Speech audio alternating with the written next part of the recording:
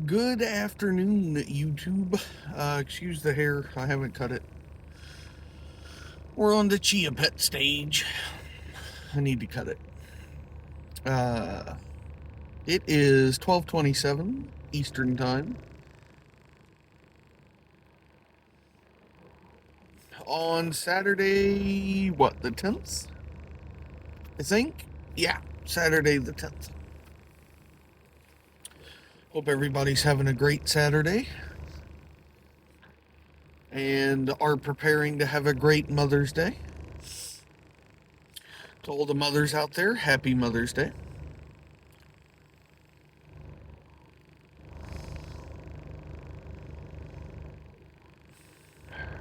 We are planning on going up to see our mom tomorrow. Probably spend most of the day up there. She's only about an hour north, so it's not too bad. We would spend the night up there, but her dogs and our dog don't necessarily get along the greatest. Which, of course, I blame fully on her dogs. It is, to be fair, it's mostly their fault. They're a little spastic. But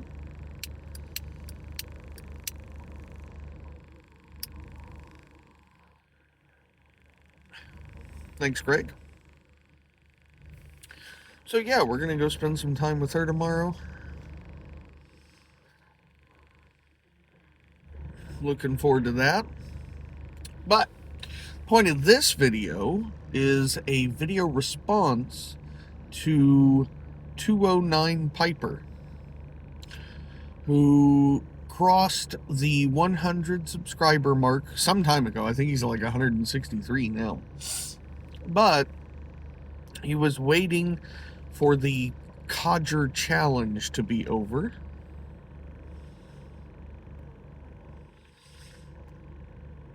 And the contest is running until May 15th. You got to have your entries in before May 15th. And he has asked us, what is your number one blend, as in can't live without desert island blend, with the caveat that it has to still be in production.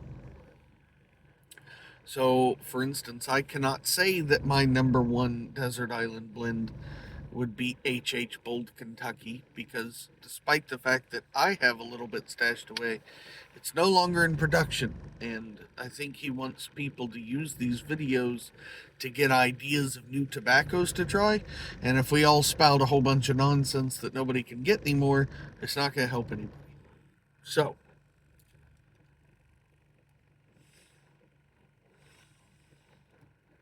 now, the good news for me, at least, is I would not say that H.H. Bold Kentucky is my desert island blend.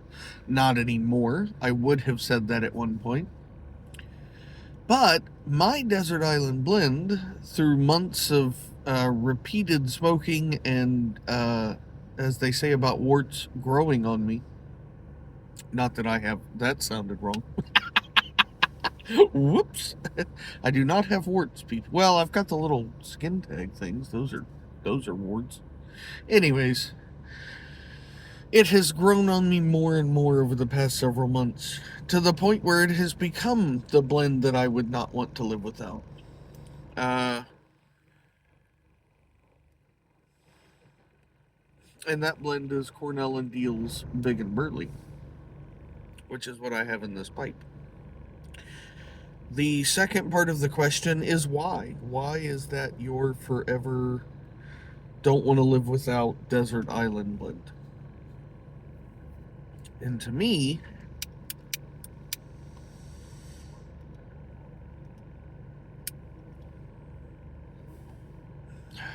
I get, when I first came back to pipe smoking and started trying to smoke the tobaccos that I smoked the first time I smoked a pipe, because I smoked a pipe quite a bit back around, I guess, between 2008 and 2012, somewhere around there.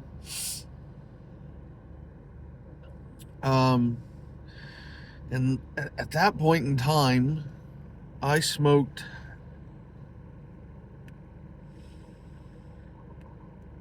some pretty heavy Latakia stuff.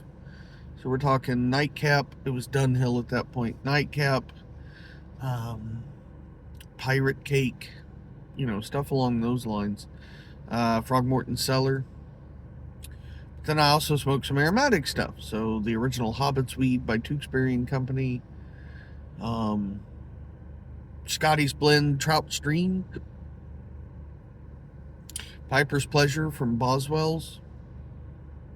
Those are all kind of my go-tos. So when I started again this time, that's what I went to try. I didn't like any of it. The aromatics were okay. The Latakia started leaving this weird sour taste in my mouth, so this Big and Burley is as much Latakia as I get anymore, and it's got a very tiny amount.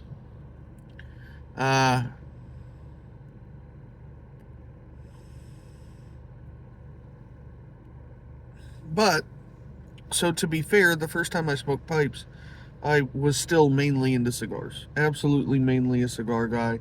Never thought I would become anything more into pipes than I was. Because I still had struggled smoking a pipe. I still got tongue bite and the packing and all that. It was just, I was one of those, it's too much work, people. I just cut, light, and go with a cigar.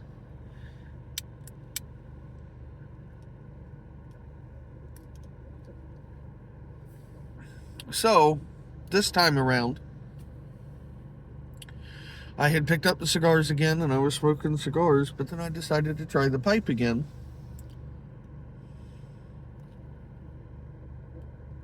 And like I was saying, I went after the stuff that I had smoked before, and I didn't like it. The Latakia was leaving the sourness. The aromatics were still burning, and there wasn't a lot of flavor coming from it. I did some more research on YouTube again. It's like I was starting completely over again.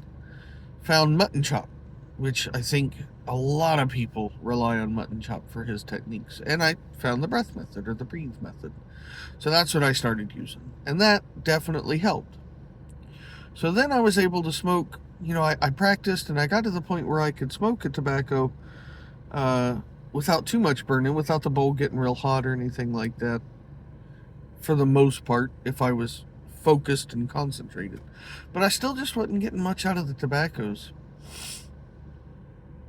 So I was but this time I didn't want to give up. So I was part of the Facebook groups. A couple of them, I still am. And I said, I was mainly a cigar guy. I'm trying to explore more pipe tobaccos. And I think the way that I put it was because I didn't know how to describe it, and I didn't know what caused it either, so I didn't know what attribute to look for. But basically what I said was, I don't get the same chest satisfaction when I smoke a pipe as I do when I smoke a cigar. And so somebody immediately said, nicotine. That's what you're looking for more of. And I was doubtful. I was like, I don't think so. Because I had quit in between the two times that I smoked pipes and cigars. I was an idiot and picked up cigarettes. I vaped, but I had been quit for several months at that point. So I thought, I don't think so. I don't think that's what it is. And he said, trust me, you want a stout blend.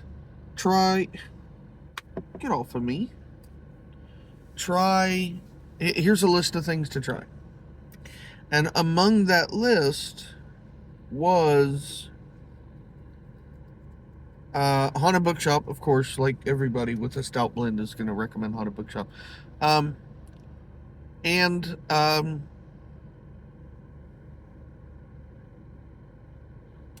My brain just... Burley Morning Pipe. There it is. Good Lord.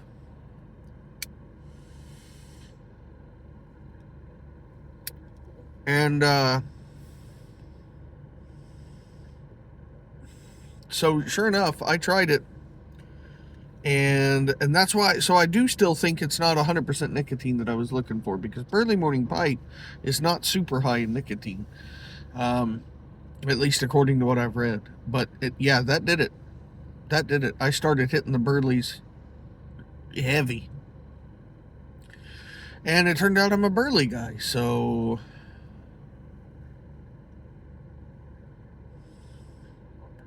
Now, I say all of that nonsense, that whole big long ramble there, to say that the reason Big and Burley is my number one blend is because I get the satisfaction that I'm looking for. It is a very satisfying blend to smoke.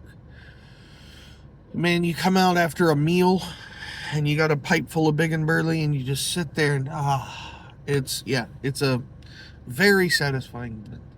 It's got that deep, earthy meatiness that I like. That is reminiscent to me of Dark Fired Kentucky. Now, I don't believe there's Dark Fired Kentucky in this.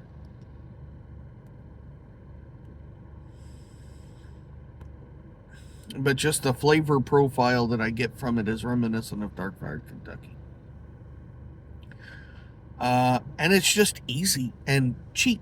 I can get a pound of it. I got a pound on sale a couple months ago for like $39. And it's so easy to pack and light, and it's just, if you haven't tried Big and Burley and you even a little bit like Burley's, you owe it to yourself to give it a shot. What are these little bugs that are finding their way into my car? Get out of here.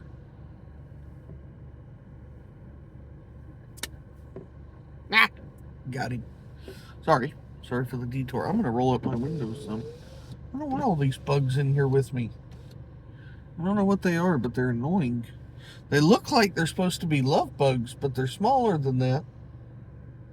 And they're just being pests. There goes another one. All right, anyways. The third and final part to his... So it was, what's your favorite tobacco? What's your can't live without tobacco? Big and Burley. Why is that your can't live without tobacco? That was the last 9 minutes of this video, was me rambling on about that.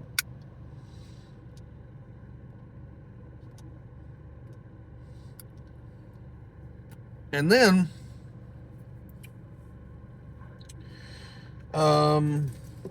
what's the best pipe to smoke it in? What's your favorite pipe to smoke it in? So I think part of that question at least is meant like what kind of shape, what kind of bowl shape and whatnot. And to me, I found that Big and Burley definitely works best in a wider bowl. So like the least enjoyable experience I've had with Big and Burley has been out of a Mark Twain, a corn cob, Missouri Meerschaum Mark Twain shape, because it's kind of a taller, narrower bowl.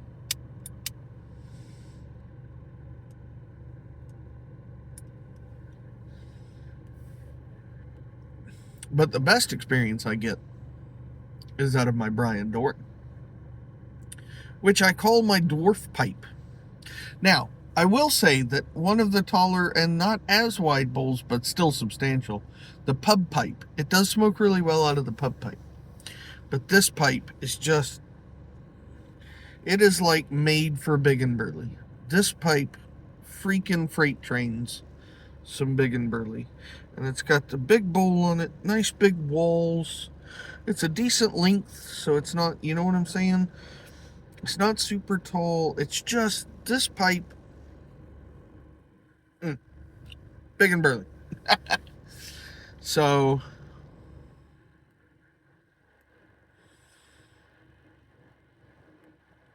this is definitely my favorite pipe to have Big and Burley out of. So that's it.